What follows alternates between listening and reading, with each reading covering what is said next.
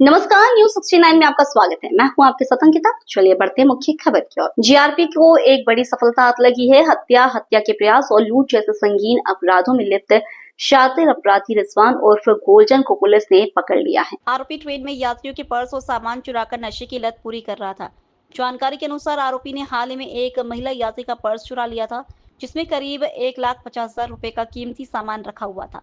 घटना की शिकायत मिलते ही जीआरपी पुलिस हरकत में आ गई और सिर्फ 6 घंटे के भीतर सीसीटीवी फुटेज की मदद से आरोपी को गिरफ्तार कर लिया गया। पूछताछ में पता चला कि रिजवान उर्फ गोल्डन के खिलाफ 13 संगीन अपराध दर्ज हैं, जिनमें हत्या का प्रयास, लूट और चोरी जैसे मामले शामिल हैं। आरोपी लंबे समय से नशे की लत के कारण अपराध की दुनिया में सक्रिय था और ट्रेनों में यात्रियों को निशाना बनाता था।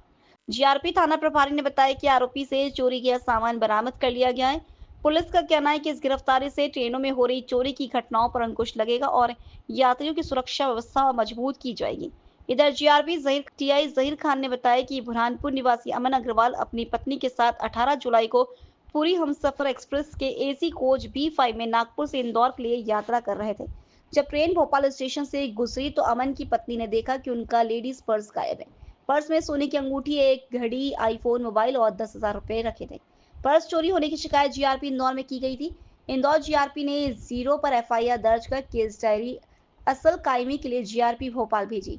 जीआरपी भोपाल ने असल कायमी कर स्टेशन के सीसीटीवी कैमरों की फुटेज खंगाले, जिसमें पूरी हमसफर एक्सप्रेस के B5 कोच से एक संदिग्ध व्यक्ति उतरते हुए दिखा। उसकी पहचान टीला जमालपुरा निवासी रिजवान उर्फ गोल्डन के रूप में हुई। पुलिस ने रिजवान को हिरासत में लेकर पूछताछ की। उसने पर्स चोरी करना स्वीकार किया। थाना प्रभारी ने यह भी बताया कि आरोपी नशे का आदी था और उसी के लिए यह घटना को अंजाम देता था। पुलिस ने नशे को छोड़ने के लिए उससे शपथ भी दिलवाई। गिरफ्तार किया है जीआरपी ने, बताया जा रहा है काफ़ी जघन्य अपराध भी उसने किए हैं। जी बिल्कुल सही घटना है। ये 18 तारीख की घटना है। अमन अग्रवाल प्रार्थी हैं जो नागपुर से इंदौर अपनी पत्नी के साथ यात्रा कर रहे थे AC3 कोच में।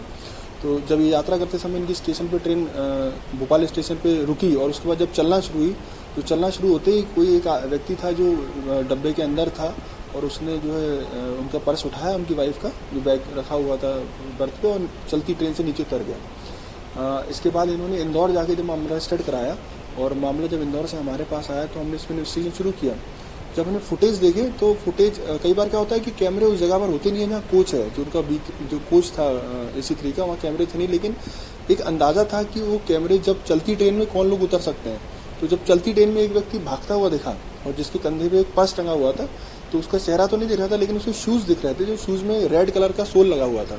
और ये रेड कलर के सोल को हमने टारगेट करते हुए जब उसको आउटर तक देखते गए तो हमको फाइनली उसका चेहरा भी दिख गया। ये टीला जो थाना पड़ता है भोपाल में, उसका हिस्ट्री शीटर है और इस पर कई मामले पंजीबद्ध हैं, 2 दर्जन से ज़्यादा मामले इस पर पंजीबद्ध हैं। हत्या, लूट, हत्या का प्रयास, ऐसे कई सारे मामले हैं।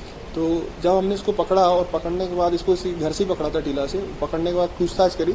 पूछताछ में इसने खुलासा किया कि एक तो उसने सारा माल बरामद कराया जो उसने चोरी किया था, पर खुलासा किया कि इसने ऐसा क्यों किया। तो उसने बताया कि ये नशे की लत के कारण जो है उसने ऐसा किया। ये आजकल नशे की लत में ज़्यादा है, जब पैसे खत्म हो जाते हैं नशे के लिए, रोजगार तो कुछ करते नहीं है, तो ये चोरी वगैरह ये सब चीज़ों में उतारू हो जाते हैं। तो जब उसने बताया नशे की हालत में किया, तो उसके बाद चूंकि अभी हमारे DG सर का अभियान भी चल रहा है मध्य प्रदेश पुलिस को लेकर कि नशा मुक्ति, तो हमको लगा ये अच्छा आइडिया है क्यों ना हम ये नशे की मुक्ति अपराधियों से शुरू करें, क्योंकि सबसे ज़्यादा जो समाज को नुकसान पहुँचा रहे हैं ये अपराधी हैं। जैसे नशे में या तो व्यक्ति खुद को नुकसान पहुंचाता है या परिवार को, और तीसरा सबसे ज़्यादा समाज को। तो पुलिस की भूमिका जहाँ से शुरू होती है वो शुरू होती है कि जब नशे में आया व्यक्ति समाज को नुकसान पहुंचाता है, तब हमने उसको समझाया, काउंसलिंग भी करी और नशा मुक्ति की जो चीज़ें थी उसको बताई और उससे शपथ भी दिलवाई कि भविष्य में वो कभी नशा नहीं करेगा, क्योंकि नशा अगर वो एक बार रुक जाएगा तो शायद वो क्राइम नहीं करता। ढेर सारे दूसरे मामलों में भी देखने में आया कि जितने अपराधी हैं उसमें से 90% से ज़्यादा अपराधी वो हैं जो किसी ना किसी तरह से नशे के आदी हैं। तो ये जो मुहिम शुरू हुई है नशा मुक्ति की, ये निश्चित रूप से कारगर होगी ऐसे अपराधियों के लिए भी, जो हम प्राइमरी टारगेट कर रहे हैं कि अब सभी अपराधियों को इस बात की शपथ दिलाई जाए कि वे नशे से दूर रहें। फिलहाल इस बुलेटिन में इतना ही। आप बने रहिए न्यूज 69 के साथ। नमस्कार।